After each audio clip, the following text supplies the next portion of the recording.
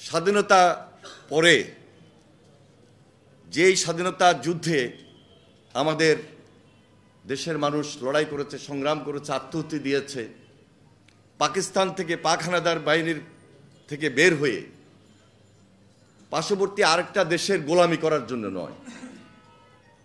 আমরা বাংলাদেশ স্বাধীন করেছি আমাদের স্বাধীনতা এবং আমাদের সার্বভৌমত্বকে নিয়ে সবসময় আমরা এক এবং ঐক্যবদ্ধ রয়েছি। বিগত এই 16-17 বছর আসলে আমরা আমাদের মনের মতো করে এই দেশবাসী বিজয়ের দিন 16ই ডিসেম্বর উদযাপন করতে পারি নাই। বাধা ছিল, বিপত্তি ছিল এবং অনেক ক্ষেত্রে একটা বাধা বিপত্তি এমন পর্যায়ে গিয়েছে যে স্বাভাবিক এবং স্বাধীনভাবে এই বিজয়ের দিনগুলো উদযাপন করা যাবে না। শুধু 16ই ডিসেম্বরে নয়, এদেশের মানুষ যেখানে যখন উৎসাহ আনন্দ এই বিজয়ের দিনগুলোকে সামনে রেখে কথা বলার চেষ্টা করেছে, সেখানেই সেই ফ্যাসিবাদী শাসক যারা এই দেশে কর্তৃত্ববাদী শাসনের মধ্য দিয়ে এই দেশের মানুষকে জিম্মি করেছিল, ভয়ঙ্কর শেখ হাসিনার নেতৃত্বে আজকে 5 আগস্টের পর আমরা নতুনভাবে এই বিজয়ের দিন উদযাপন করার একটা সুযোগ পেয়েছি। সেজন্য এই বিজয়ের মাসে 16ই ডিসেম্বর আমাদের সামনে রয়েছে। আমরা সার্বজনীনভাবে 16ই ডিসেম্বরকে উদযাপন করার জন্য,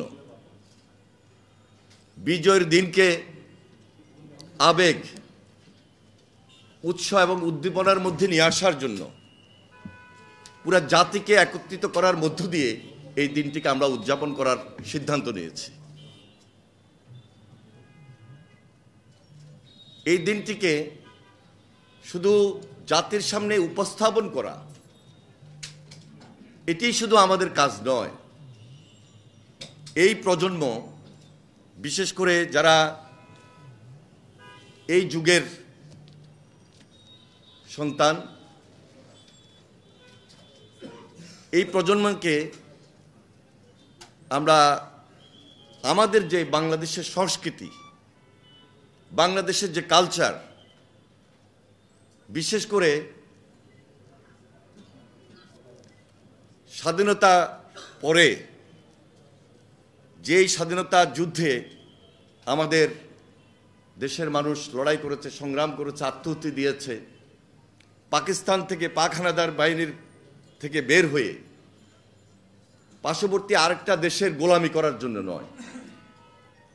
আমরা বাংলাদেশ স্বাধীন করেছি আমাদের স্বাধীনতা এবং আমাদের সার্বভৌমত্বকে নিয়ে সবসময় আমরা এক এবং ঐক্যবদ্ধ রয়েছি। আজকে যখন বাধাগ্রস্ত হয়েছি, সেই বিদায় এই প্রজন্মকে আবারও এই বাংলাদেশের সংস্কৃতিকে সামনে রেখে টার্গেট করেই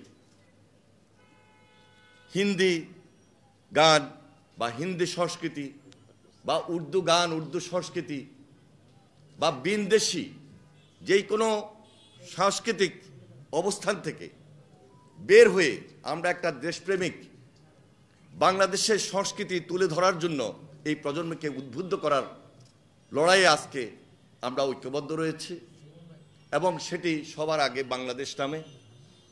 সেজন্য এই সবার আগে বাংলাদেশ আগামী 16ই ডিসেম্বর মানিক মিয়া অ্যাভিনিউতে একটি কনসার্ট প্রোগ্রাম করার সিদ্ধান্ত নিয়েছে। এই কনসার্টের মধ্য দিয়ে দেশীয় সংস্কৃতির বিকাশ, বাংলাদেশের গান আমরা এই জাতির সামনে, এই প্রজন্মের সামনে তুলে ধরছি এবং তুলে ধরব। সেখানে আমরা মনে করছি যে একটা সর্বাত্মক সহযোগিতা দেশবাসীর কাছ থেকে যেমনই পাব, আপনাদের থেকেও পাব এবং এই দেশ, এই দেশবাসী, এই প্রজন্ম দেশপ্রেমিক, দেশের সংস্কৃতি সব কিছুকে ধারণ করে আমরা ঐক্যবদ্ধ থাকব এবং বাংলাদেশ, উই আর বাংলাদেশ, আমরা ইউনাইটেড বাংলাদেশ, এটা আমাদের একটা স্ট্রেংথ। বিশেষ করে এই প্রজন্ম, যারা ছাত্র, যারা যুবক, এরা তারুণ্যের শক্তি। এই তারুণ্যের শক্তিকে বেদ করার কোনো সুযোগ এই দেশে কারোর থাকবে কিনা আমরা তা মনে করি না।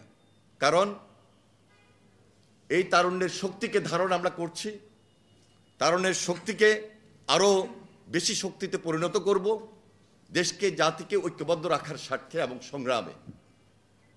আমাদের দেশের বিরুদ্ধে আজকে বিদেশি সংস্কৃতি শুধু নয়, বিভিন্ন ধরনের ষড়যন্ত্র আজকে হচ্ছে।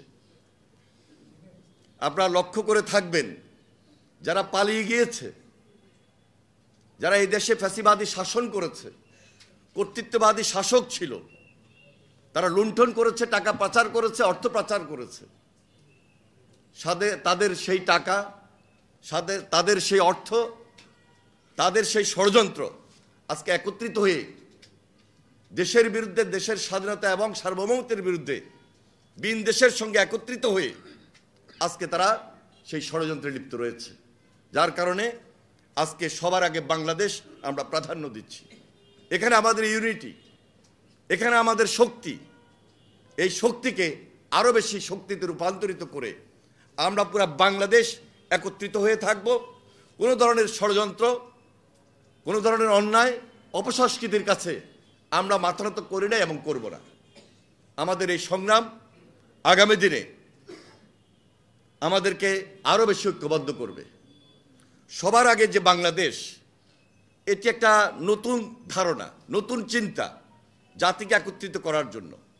আমাদের ভারপ্রাপ্ত চেয়ারম্যান জনাব তারেক রহমান, তিনি আমাদেরকে এই ধারণাটুকু এমনভাবে দিয়েছেন, আমরা সবাই মিলে বসে ওনার সঙ্গে আলোচনা করে আজকে এই ধারণাটুকু জাতির সামনে তুলে ধরছি। ইনশাল্লাহ আমরা সবাই মিলে আগামী 16ই ডিসেম্বর মানিক মিয়া অ্যাভিনিউতে বাংলাদেশের গান, বাংলাদেশের সংস্কৃতির মধ্য দিয়ে আপনাদের সামনে, জাতির সামনে, প্রজন্মের সামনে তুলে ধরছি এবং তুলে ধরব। আপনাদের সর্বাত্মক সহযোগিতা ইনশাল্লাহ আমাদেরকে আরও বেশি ঐক্যবদ্ধ করবে, শক্তিশালী করবে।